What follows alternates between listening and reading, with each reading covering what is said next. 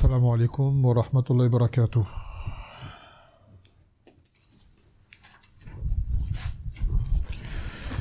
الحمد لله الصلاة والسلام على نبينا محمد وعلى آله وصحبه من تبعهم بإحسان إلى يوم الدين. أما بعد،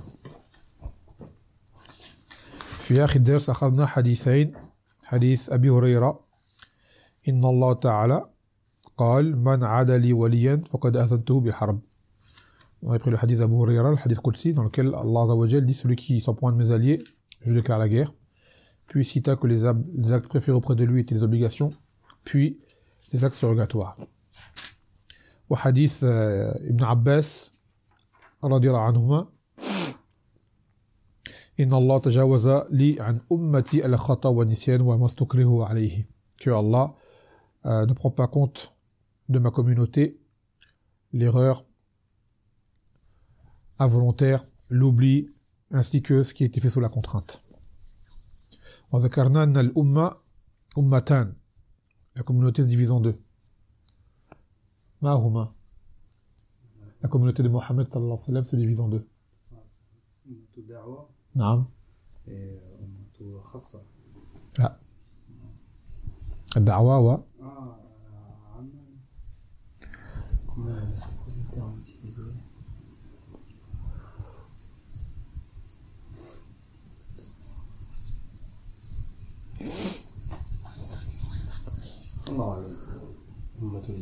Ahsant.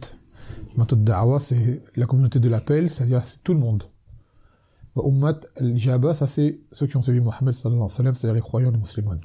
Donc des fois quand le terme umma il vient ummati, des fois ça peut vouloir dire toute l'humanité depuis sa venue sallallahu alayhi wa sallam. طيب نأخذ اليوم الحديث 40 وال41 إن شاء الله. عن ابن عمر رضي الله عنهما قال أخذ رسول الله صلى الله عليه وسلم بمنكبي فقال كن في الدنيا كأنك غريب أو عابر السبيل. وكان ابن عمر رضي الله عنهما يقول إذا أمسيت فلا تنتظر الصباح وإذا أصبحت فلا تنتظر المساء وخذ من صحتك لمرضك ومن حياتك لموتك. رواه البخاري. Donc selon Ibn Omar, le prophète alayhi salatu wassalam, ou plutôt Ibn Omar dit que le Nabi sallallahu alayhi wa sallam l'a pris par son épaule en lui disant soit en ce bas monde comme un étranger ou comme un passager. Personne de passage quoi. Et Ibn Omar disait que si jamais tu atteins le matin, n'attends pas le soir. Et si jamais tu atteins le matin, si tu atteins le soir, la fin de journée, on va dire, n'attends pas le matin. Si jamais tu attends le matin, n'attends pas le soir. Et prends de ta santé pour tes moments de maladie et de ta vie pour ta mort. Apporté par le Bukhari. Dans ce hadith, on y voit que Ar-Rasoul, sallallahu alayhi wa sallam, a parlé à Ibn Omar. À savoir qu'à cette époque, Ibn Omar était un jeune homme. Très jeune. Et il l'a pris par l'épaule. Akhadha Rasulullah bi mankibi. Et quand un adulte prend un jeune par l'épaule, c'est pour lui informer d'une chose très importante.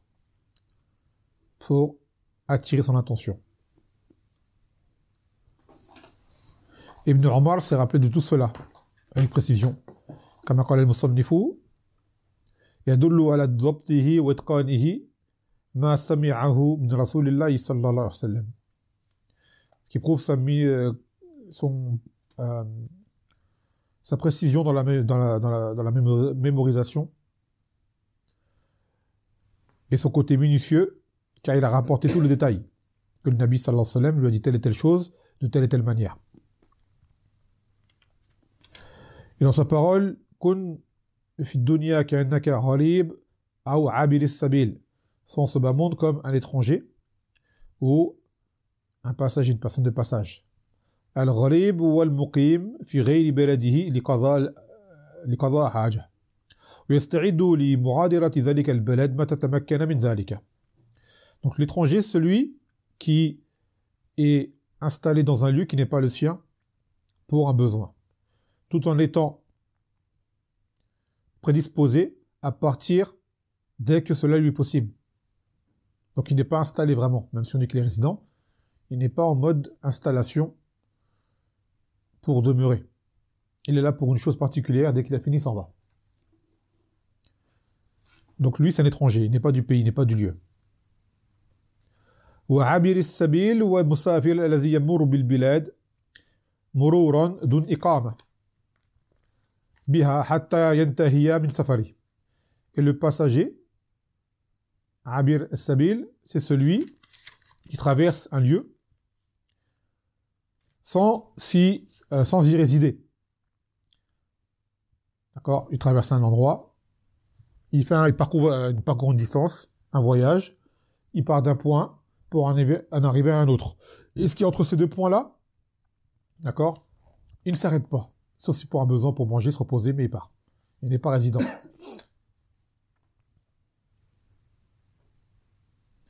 ويقول ودار الغربة وعبور السبيل في هذا الحديث هي الدنيا. Donc maintenant, cette terre sur laquelle se trouve l'étranger, ou la traversée qu'entreprend ce voyageur, en fait, ce qui est voulu par là, c'est la dunya, ce bas monde. وَالسَّيْرْ فِيهَا لِلْآخِرَةِ ou لِلْآخِرَةِ. Et le parcours qui est entrepris, c'est pour aller vers l'au-delà.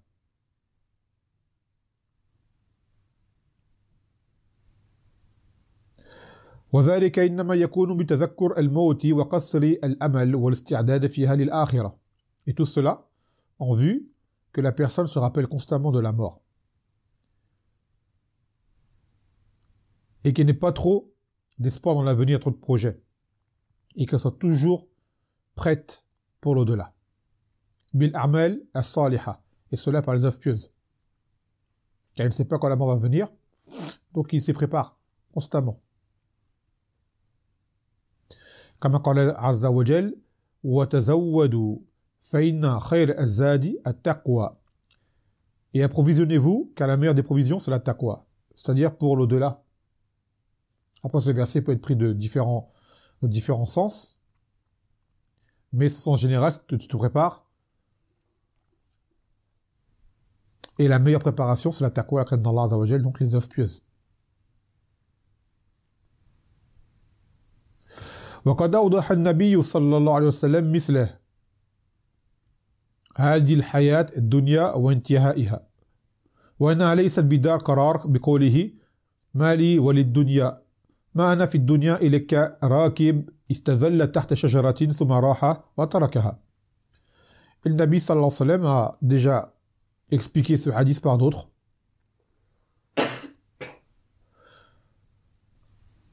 En démontrant que cette vie de ce bas monde n'est pas un lieu de résidence. Dans un autre hadith, dans lequel il dit « Et qu'ai-je donc avec cette dunya ? Je ne suis pour cette dunya que comme un cavalier qui s'est posé sous l'ombre d'un arbre, puis s'en est allé en délaissant cet arbre. » Donc cette ombre et cet arbre, c'est la dunya. D'accord ? Le cavalier s'est arrêté pour se reposer dans un lieu qui lui convenait, avec de l'ombre. Une fois qu'il a fini, qu'il a pris son repos, il s'en va. Il ne reste pas, il ne s'installe pas sous l'arbre. Donc cette dunya, on doit la prendre de la même façon. Et tu as des ulama qui donnent l'exemple de cette dunya comme étant un pont. Est-ce que tu as déjà vu quelqu'un s'installer et construire sur un pont? De base, non. Car le pont, c'est un lieu de passage. Ce n'est pas un lieu d'installation. Cette dunya, c'est pareil. C'est un pont. Pour aller vers l'au-delà, on ne s'y installe pas. Donc le mu'min, il est toujours en rappel qu'il est ici pour un temps. Ce temps lui est compté. Donc ce temps est ce qu'il lui est le plus précieux. Son temps de vie. Et il ne sait pas quand est-ce que la mort lui viendra. Elle peut venir n'importe quand. Dans la minute qui suit, dans la nuit qui suit, dans la semaine qui suit, l'année qui suit, ainsi de suite. On ne sait pas combien de temps il va vivre. Mais il doit toujours se préparer et savoir qu'il va mourir. Et c'est là que vous voyez comme un frère avait donné un bel exemple pour montrer justement le manque de raison de ceux qui fêtent les anniversaires. Déjà à la base, c'est pas mashrour, comme vous le savez. Ça fait pas partie de la coutume des musulmans. Mais tu es en train de fêter une avancée dans le temps qui te rapproche de la mort. Normalement, tu devrais avoir peur. Ça se fait pas, ça. Ça devrait t'inquiéter, te dire, je me rapproche de mon échéance, de mon délai. Et moi, je le fête. Et je fais une fête. Donc, quand on pense à la mort, il est quelqu'un qui fait son anniversaire, ça devrait le calmer un petit peu. Ça veut dire que une année de plus, t'as fait quoi, en fait, concrètement, les années passées? T'en es où, par rapport à ça? C'est comme nous, par exemple, quand les poils blancs commencent à apparaître. D'accord? C'est des signes pour te dire, tu te rapproches. Tu te rapproches au fur et à mesure. Mais ça ne veut rien dire. Tu peux avoir une personne qui est jeune, qui meurt, avoir une personne qui est âgée. Mais ça reste des signes de base qui montrent que tu avances dans le temps. Et plus tu avances dans le temps, plus tu te rapproches de ton délai. Donc on doit toujours se rappeler de ça. D'accord? Quand les gens font trop de projets, ils commencent à trop, comme on dit, s'installer, eh ben, qu'ils sachent que tout cela peut disparaître dans la minute qui suit. Et ce qui est le plus important, justement, à préparer, c'est la mort avec des actes pieux en ce bas monde, dès lors que la personne est en mesure de les faire. Sans attendre. C'est pour cela qu'Ibn Omar disait, Iza asbahta, fala tantazir al-masa. Si jamais tu atteins la matinée, n'attends pas la fin de la journée. Tu atteins la fin de la journée, n'attends pas le matin, c'est-à-dire pour agir, faire ce que tu as à faire. Car tu ne sais pas s'il n'y aura pas un hadiz entre toi et ce que tu comptais faire. Et il disait également, khudh min maradik li sihatik wa li hayatik li mautik. Prends de ta santé pour tes moments de maladie. Et prends de ta vie pour ta mort. Ça veut dire, ce que tu es en mesure de prendre maintenant, profites-en, car demain, tu ne sais pas ce qui va t'arriver. ومن هنا جاء حديث في هذا المعنى عن النبي صلى الله عليه وسلم أظن أخرجه الحاكم على شرط الشيخين فقال النبي صلى الله عليه وسلم اغتنم خمسا قبل خمس اغتنم خمسا قبل خمس شبابك قبل هربك أو حربك وصحتك قبل مرضك وغناءك قبل فقرك وفراغك قبل شغلك وحياتك قبل موتك. Donc il a dit, le Nabi sallallahu alayhi wa sallam profite de 5 choses avant que deviennent 5 choses. Tu as 5 choses dont tu dois profiter, à saisir, avant que ne deviennent 5 choses. La première, profite de ta jeunesse avant que ne vienne la vieillesse. Car aujourd'hui tu es jeune, vigoureux, opérationnel, et demain cela changera. Et quand tu seras vu, quand tu auras pris conscience de pas mal de choses, tu te rendras compte que ces choses-là ne sont plus réalisables alors qu'elles étaient auparavant. Avec toute facilité, avec aisance. Selon ta jeunesse, tu n'as pas réalisé cela. Également, profite de ta santé avant que ne te vienne la maladie. Pour les mêmes raisons. Juste en bonne santé, également, tu peux faire beaucoup de choses, sans contrainte, et demain tu tombes malade. Ou même les deux ensemble, tu peux vieillir, en vieillissant tu vieillis mal, tu deviens malade. Quand t'as des vieux, alhamdoulilah, ils se portent bien. Et t'en as, ils sont vieux, mais ils se portent mal. Tout comme tu peux être jeune, t'en es malade, également. Donc, tant que tu es en bonne santé là actuellement, là, profites-en. Profites-en pour pouvoir faire ce que tu as à faire. Et ce que tu as à faire, c'est quoi? C'est préparer ce qui viendra après la mort. Comme dans le hadith. On te dit pas, tu prépares ta jeunesse pour aller faire le fougueux et aller te perdre ton temps. Là, au contraire, c'est maintenant que ce temps-là, faut que tu en profites. Comme dans le verset, وَتَزَوَّدُوا فَإِنَّ خَيْرَ الزَّادِ التَّقْوَى. Et approvisionnez-vous, car la meilleure des provisions, c'est la taqwa pour l'au-delà. Donc ça, faut en profiter dès que l'occasion se présente. Et bien sûr, le jeune, en bonne santé, est plus à même de pouvoir y parvenir que autrui. Après, il a dit, profite de ta richesse avant ta pauvreté. Car la dunya, c'est comme ça. Un jour t'as, demain tu n'as plus. Demain tu as le double, demain tu as pas le triple. Donc quand tu as, profite de cet argent, de ces richesses, pour faire ce que tu as à faire et pour faire du bien autour de toi avec. Sans pour autant être avare envers toi-même, profite. D'accord? Mais cet argent, n'oublie pas que, en réalité, il est un moyen de pouvoir faire du bien avec. D'abord, toi en premier lieu, après les gens à ta charge, et ensuite le mettre dans les voies du bien, autant que possible. Car un jour, tu voudras peut-être faire une aumône ou faire quelque chose, tu n'auras plus l'argent. Tu voudras faire un voyage pour une umrah ou quelque chose, tu n'auras plus l'argent. Tu dis avant, l'argent je l'avais l'année dernière ou le mois dernier, j'ai fait n'importe quoi avec, maintenant que je peux faire telle et telle chose, je peux plus. Et tu regrettes. Et ainsi de suite. Et vous le savez, hein, le hal du musulman, Allah nous éprouve. Ça reste jamais stable. Si aujourd'hui tu es riche, demain tout peut changer. Tout comme le contraire. Aujourd'hui tu peux être en situation, tu peux être dans l'indigence, et demain Allah yaftah alayk et tu deviens aisé. C'est comme ça. Donc profite de ces moments-là. Après il a dit, profite de ton temps libre avant d'être occupé. Ton temps libre, comme on l'a dit tout à l'heure, le temps c'est parmi les choses les plus importantes que l'on ait, que l'on possède. Le temps. Car ce temps-là, il avance. Et quand il est perdu, il est irrécupérable. Le temps est irrécupérable. Jamais. Une minute, elle est passée, tu peux pas la récupérer. Elle est passée, ça y est, c'est fini. Un jour est passé, tu peux pas la récupérer. Un mois est passé, tu peux pas la récupérer. Et comme on disait tout à l'heure, les gens fêtent leurs anniversaires, t'avances dans le temps, tu te rapproches de la mort, ça se fait pas, ça. Ça inquiète. Et ça va encourager à faire encore plus de bons actes. En réalité. Et il a dit, Nabi sallallahu alayhi wa sallam, ni'matan, marbouna fihima kathir min al-nas, as-siha wal-farah. Il y a deux bienfaits dans lesquels les gens sont très négligents. C'est la bonne santé, la santé, et le temps libre. Quand les gens ont le temps libre en bonne santé, ils le perdent dans des choses inutiles. Pour ne pas dire muharrama. La plupart, ils font du mal avec. D'accord? Et au minimum, ils font des choses, même si elles sont halal, elles leur sont inutiles. Leur santé ne leur profite à rien, et le temps libre qu'ils ont ne leur profite à rien.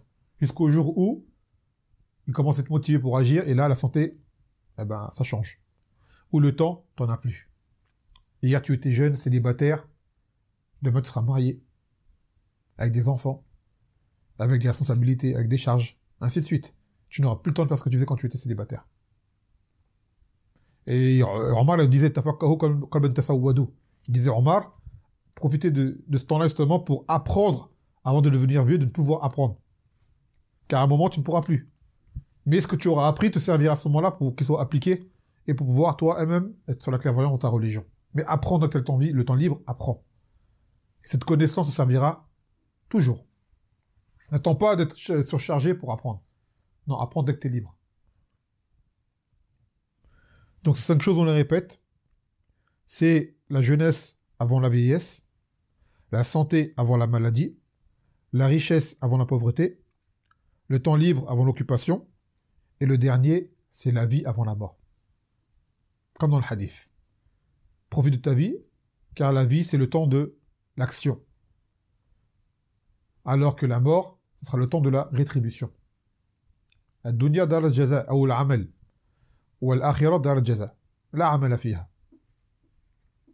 Ce bas monde, c'est le temps pour agir. Une fois que tu es mort, il n'y a plus d'action qui te rapporte des hasanat. C'est la remise des comptes, c'est tout.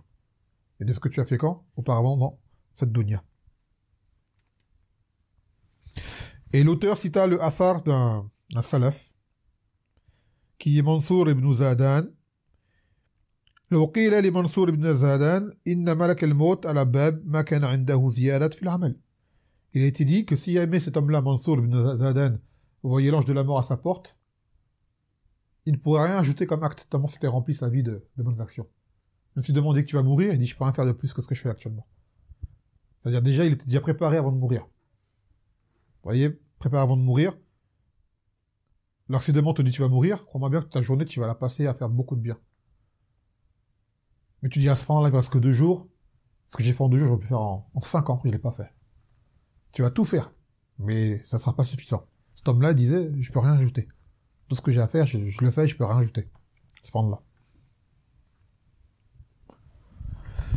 طيب يقول بما يستفاد من الحديث donc ce qui a profité de ce hadith الحث على استشعار الغربة في هذه الحياة ليستعد فيها بالأعمال الصالحة. De toujours ressentir cette étrangeté que l'on doit avoir dans cette dunya pour se préparer pour faire les œuvres pieuses. D'accord? Toujours tu dois le sentir que ici dans cette dunya tu es un étranger. On parle même pas d'étranger par rapport aux gens. Car ça c'est encore une autre étape. Vous voyez, les Ghuraba fait des dunya par rapport aux gens de l'islam. L'islam a commencé étranger, finir étranger. Fatouba al-ghuraba. Là, il parle, tu es étranger, c'est-à-dire dans ce bas monde, tu n'es pas chez toi.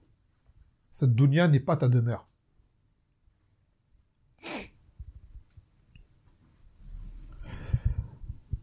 ثانيا فعل المعلم ما يلتفت نظر المتعلم إلى وعي ما يلقي عليه لقول عبد الله بن عمر أخذ رسول الله صلى الله عليه وسلم بمنكبه. Ce qui fait que l'enseignant doit donner ce qu'il faut pour éveiller la conscience et attirer l'attention de celui qui écoute, l'élève. Car par exemple, il dit Ibn Omar que le Nabi sallam l'a pris par l'épaule. Ça l'a touché, ça l'a marqué. ثالثا مبادرة الصحابة إلى تنفيذ وصايا رسول الله صلى الله عليه وسلم. Ce qui montre que les sahaba se hâtaient à aller appliquer ce qu'ils avaient appris du Nabi sallallahu alayhi wa sallam, directement. Aujourd'hui, on t'entend une chose, les gens posent plein de questions, au final, il ne faut pas grand-chose. D'accord? Aujourd'hui, le ilm, ça engendre plein de questions chez les gens, mais, et après, au final, est-ce qu'il y a eu de l'action? Rien. Ou très peu. Alors, des fois, les mas'ales, elles sont claires. On apprend des mas'ales, elles sont claires, pas besoin d'être... Mais les gens posent des questions, et même les réponses qu'ils ont, ils n'appliquent pas. Ni ils n'ont appliqué la question de base, ni les questions qu'ils ont posées, elles ne sont pas appliquées par la suite. Ça, c'est triste pour nous. رابعا فضل عبد الله بن عمر بأخذه بوصية النبي صلى الله عليه وسلم وحث غيره عليها.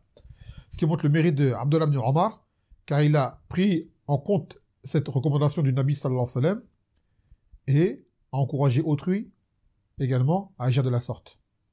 Car la suite du hadith, c'est la parole de Abdullah ibn Omar, c'est pas celle du Nabi sallallahu alayhi wa sallam. كان ابن عمر يقول إذا أمسيت فلا تنتظر الصباح وإذا أصبحت فلا تنتظر المساء وخذ من صحتك لمرضك ومن حياتك لموتك. Ça c'est le calem de Ibn Omar. Si jamais tu atteins le soir, n'attends pas le matin.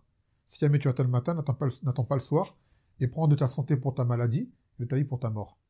Donc Ibn Omar a pris le hadith du Nabi sallallahu alayhi wa sallam et ensuite l'a transmis à autrui avec son encouragement qui vient éclaircir le sens du hadith.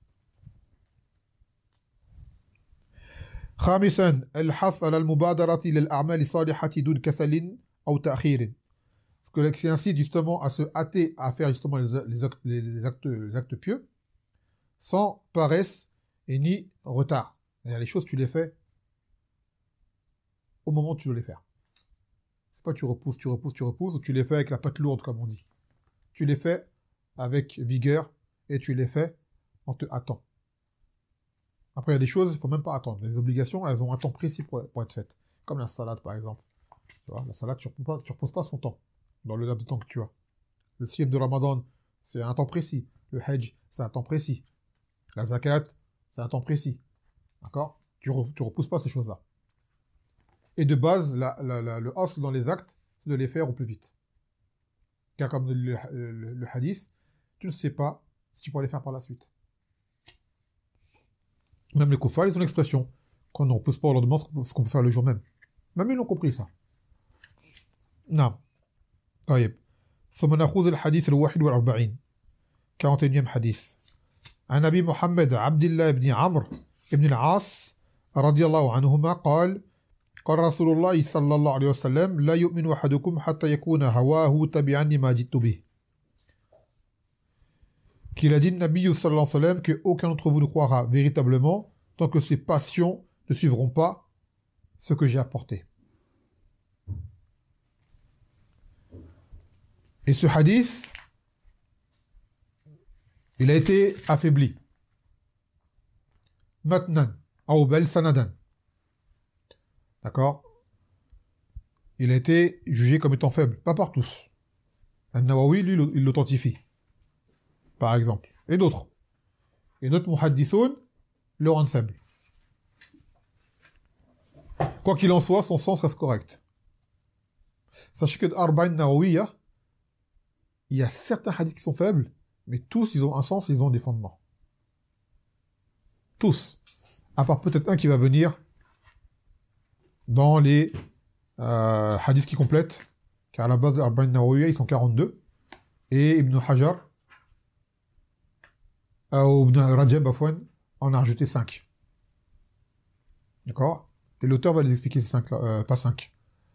Ça arrive à 50. Ça fait 8. 8 à fois, 8. Erreur de calcul.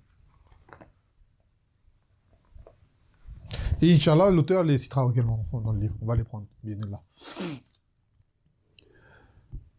Donc il dit,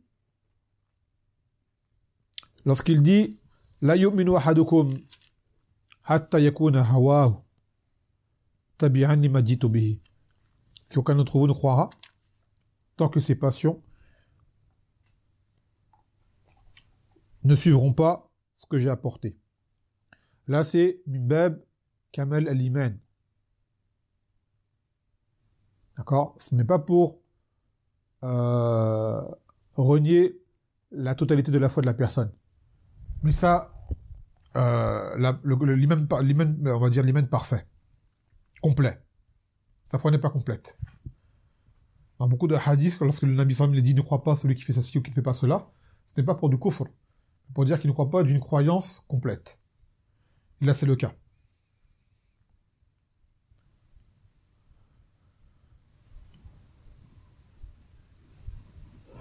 يقول النووي في شرح الأربعين dans son propre commentaire de son livre أي أن الشخص يجب عليه أن يعرض عمله على الكتاب والسنة ويخالف هواه ويتبع ما جاء به صلى الله عليه وسلم وهذا نظير قوله تعالى وما كان لمؤمنين ولمؤمن ولا مؤمنة إذا قضى الله ورسوله أمرا أن يكون لهم الخيرة من أمرهم.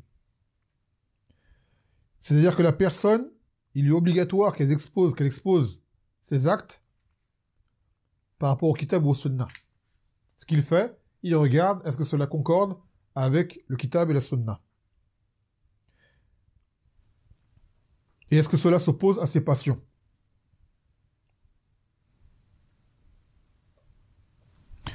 Et l'exemple, c'est la parole d'Allah Azza wa Jal, dans le sens où il dit, qui ne revient pas aux croyants ou croyantes, lorsque Allah et son messager ont décrété, ont donné un ordre, d'avoir le choix. Quand il y a un ordre en religion, on n'a pas à réfléchir, on n'a pas à discuter. On agit, c'est tout. C'est ça le musulman. Un musulman, ça veut dire soumis. Donc la soumission, c'est que tu agis de bon, de malgré. Quand on dit malgré, c'est une chose que tu n'as pas choisi toi. Tu dois la faire quand même. Même si, au début, ceci peut t'apparaître comme étant difficile. Et savoir que, parmi les nawaqid de l'islam, les éléments de l'islam, de détester une chose de la religion. Comme قال تعالى ذلك بأنهم كرهوا ما أنزل الله فأحبط أعمالهم. Ça c'est parce que du fait qu'ils ont détesté ce qu'Allah a fait descendre, donc Allah a effacé leurs œuvres. Donc lorsque tu as un ordre en religion, il n'y a pas à le discuter. Sami'na wa ata'na. Nous avons entendu, nous avons obéi. C'est tout ce qu'il y a à faire. Et surtout attention, oui mais, oui mais, oui mais. Les oui mais sont très dangereux. Quand tu as un ordre clair, et tu as un texte clair, authentique, il n'y a pas de oui mais.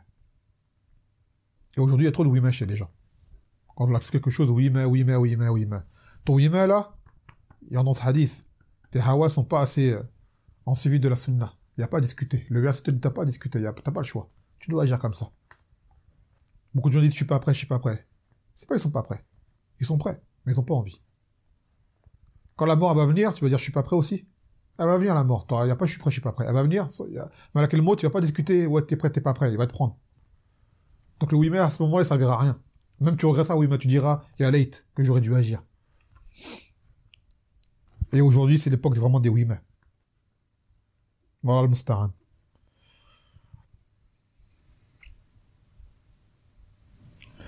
وقال ابن رجب في جامع العلوم والحكم والمعروف في استعمال الهوى عند إطلاق إنه الميل إلى خلاف الحق. Il dit ce qui est connu dans le mot hawa, souvent c'est ce qui est employé pour les passions, comme on dit en français, et c'est ces mauvaises passions. Les passions qui s'opposent à la vérité. Comme قال تعالى ولا تتبع الهوى فيضلك عن سبيل الله. Ne suis pas les passions qui vont t'égarer du sentier d'Allah Azza wa Jal. Les passions, c'est ce que l'homme il aime en lui. Tu vois. Et souvent, tu vois les gens aujourd'hui dire, oui, il faut vivre de sa passion. Ça dépend, c'est quoi ta passion. Si elle est bonne, taïb, si on est dans le hadith. Si elle est mauvaise, la suis pas. Elle va t'égarer. Tu vois. Un hobby, une passion. Et le hadith, même s'il est, comme on l'a dit tout à l'heure, n'est pas authentique, son sens est correct, donc tes passions, les choses que tu aimes, ta foi sera complète quand les choses que tu aimes sont en conformité avec la révélation. Là, c'est machallah. Quand il y a une chose que de la sunna que tu aimes faire, eh ben, sois content alors. Mais quand c'est le contraire, une chose de la sunna que tu vois que tu as la répulsion, tu n'arrives pas à la faire, t'aimes pas, là, c'est pas bon. Pas bon du tout. Et faut se forcer. En se forçant, ça vient. En se forçant, ça vient. La sunna, elle est venue que pour nous aider. Et il y a rien de difficile en réalité. Ce qui est difficile souvent, c'est le regard des autres. Qu'est-ce que les gens ils vont dire? C'est à cause des gens souvent que les gens sont comme ça. Malheureusement. وقال تعالى وأما من خاف مقام ربه ونهى النفس عن الهوى فإن الجنة هي المأوى. Quant à celui qui aura craint la rencontre avec son Seigneur et qui aura interdit, c'est-à-dire qui sera retenu de suivre ses passions, alors le Jannah sera son refuge. C'est-à-dire qu'il a envie de faire des choses, mais il ne les fait pas. Pourquoi? Pour Allah Azza wa Jal. Tu n'es pas pris pour le fait que tu aies envie de faire la chose, tant que tu n'agis pas. Mais au contraire, si cette chose tu en as envie et tu te retiens, tu as de la récompense de t'être retenu et d'avoir fait un effort sur toi. D'accord? Tout le monde a des envies. Tout le monde voit des choses que des fois ils sont haram à t'attirer. T'aimerais bien faire ça, mais tu sais, j'ai pas le droit de le faire. C'est haram, je le fais pas.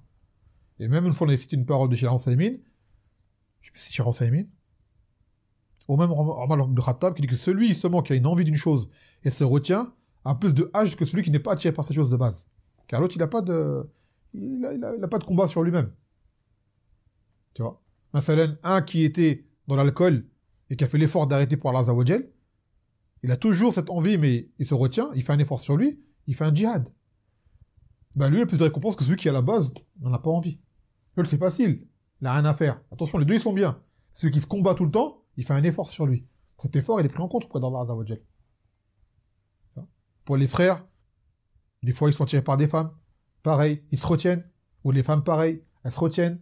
Des choses qu'on a envie de faire, on se retient. Parce qu'on sait que c'est haram sur nous.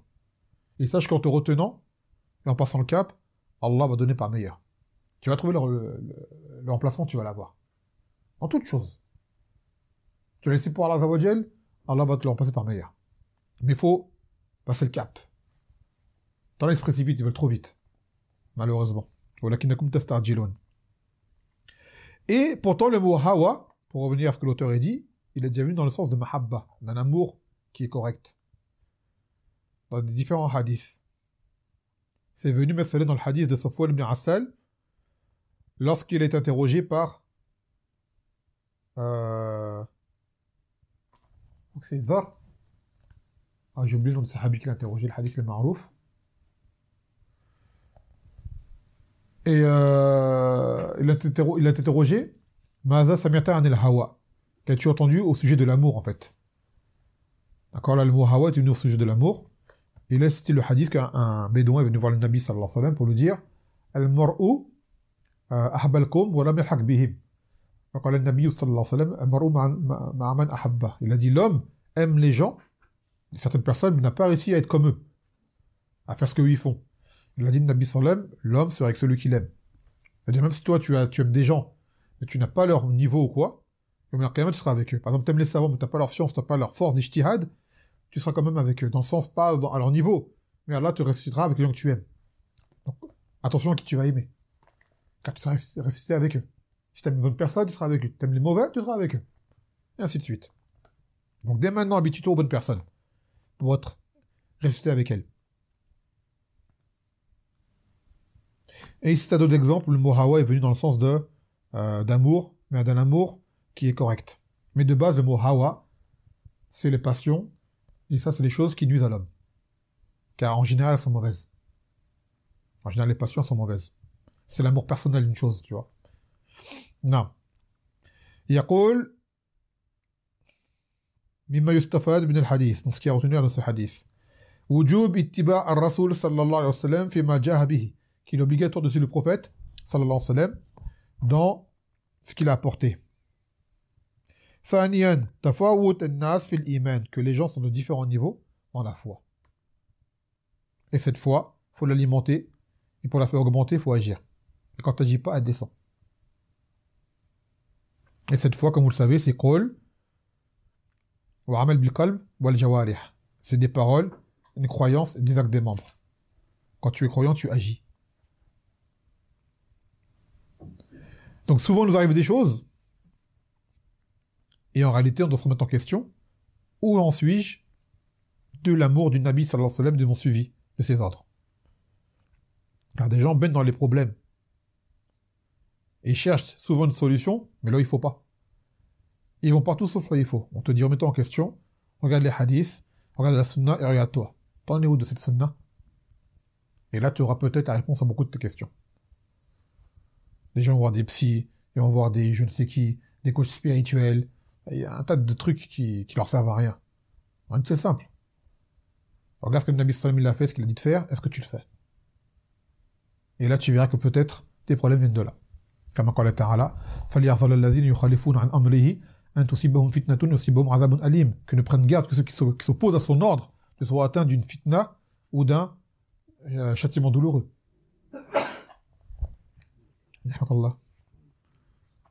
Et tu regardes bien, la plupart d'entre nous, la sunna, le suivi et l'application fidèle, c'est pas trop ça. Malheureusement, dans plein de domaines. Dans plein de domaines. malheureusement. Sallallahu yuhdiyana wa yuthabbitana ala al-haqq. طيب فنكتفي بهذا القدر اليوم. سبحانك وبحمدك لا إله إلا أنت أستغفرك وأتوب إليك.